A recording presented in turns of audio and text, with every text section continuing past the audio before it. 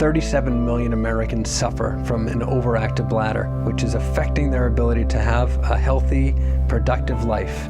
And there are very effective treatments. And I like to help patients through the process of figuring out if they just have to change their behavior, if they need a medication, or if a minimally invasive treatment can be the answer for them.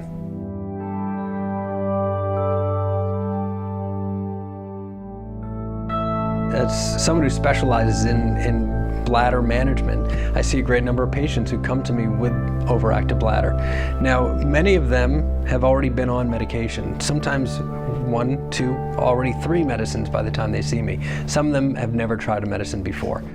Where I start is, first of all, gather a history, figure out what's going on. Is there something else that's causing this behavior? Sometimes infection, sometimes other conditions that need to be evaluated.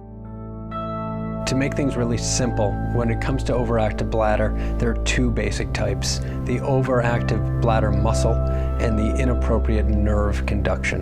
When it's a muscle problem, when the bladder muscle is squeezing inappropriately, either on its own or being told to squeeze inappropriately, usually medicines can be very effective. The other half of the equation is the sensory component. When the bladder feels like it's full, when it's telling the brain that it's full, but it's not, that's a nerve problem.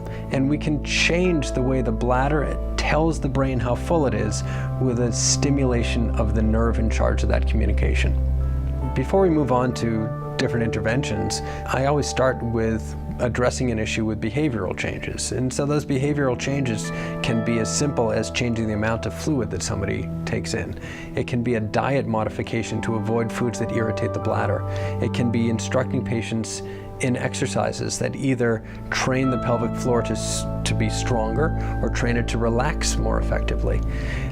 Sometimes I use a physical therapist to help in that process. Once we've gone through all the conservative treatments of changing diet and changing fluids and doing exercises, if you're still suffering, don't give up, because we're just getting started in our evaluation.